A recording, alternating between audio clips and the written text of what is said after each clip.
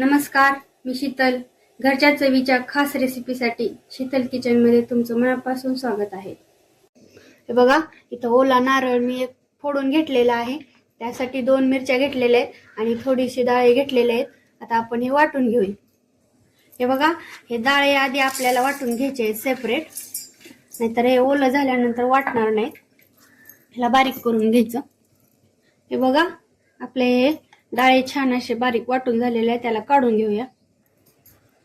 हे बघा, इथं खोबरं मी छान असं बारीक करून घेतलेलं आहे. या 2 मिरच्या आपण या मिक्सरच्या भांड्यामध्ये टाकून याला वाटून घेऊया. पाणी टाकून व्यवस्थित असं बारीक करून घ्यायचं आहे आपल्याला हे. आणि थोडंसं चवीनुसार मी साखर टाकणार आहे यामध्ये आणि चवीनुसार मीठ टाकायचं आहे. छान असं बारीक करून हे बघा, हे पाणी टाकून असं छान असं बारीक करून घेतलेलं आहे. मग असे ते आपण डाळ्याचं पीठ वाटलेलं यामध्ये टाकून घेऊया आणि याला परत आणखीन 2 मिनिटं फिरवून घेऊया. हे बघा, हे आपलं बॅटर एकदम छान असं झालेलं आहे. एकजीव झाला आहे सगळं. आता याला आपण पातेल्यामध्ये काढून घेऊया. चटणी जास्त घट्ट नाही करायची, थोडी मीडियम पातळच ठेवायची.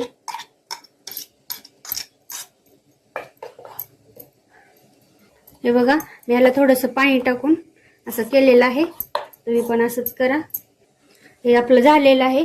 याला आता आपण तडक्यासाठी लागणारं साहित्य सांगते. इथे थोडेसे जिरे घ्यायचे आहेत, मोहरी घ्यायची आहे, 2-3 तुकडे मी मिरचीचे घेतलेले आहेत. तुम्हाला घ्यायचं असलं घ्या, नाहीतर नाही, काही गरज पण नाहीये.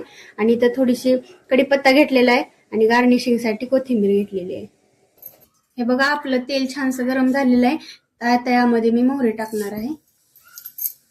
मोहरी छान तडतडली की आपण यामध्ये जिरे टाकून घेऊया आणि कढीपत्ता टाकून घेऊया आणि 4 मिरच्या.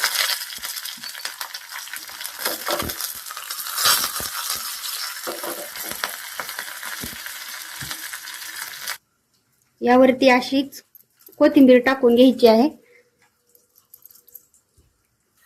यावरती हा तडका मारून घ्यायचा आहे.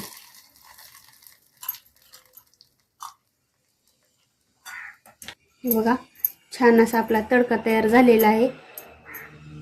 ही चटणी आपण डिश मध्ये काढून घेतलेली आहे. रेसिपी आवडली तर लाईक करा, कमेंट मध्ये तुमचं मत नक्की सांगा. तुमच्या प्रेरणेमुळेच आमचा उत्साह वाढतो आणि नवनवीन पदार्थ बनवण्याची प्रेरणा मिळते. चविष्ट, सोप्या आणि घरगुती रेसिपी पाहिजे असतील तर आत्ताच चॅनलला सबस्क्राईब करा आणि बेल आयकॉन प्रेस करायला विसरू नका.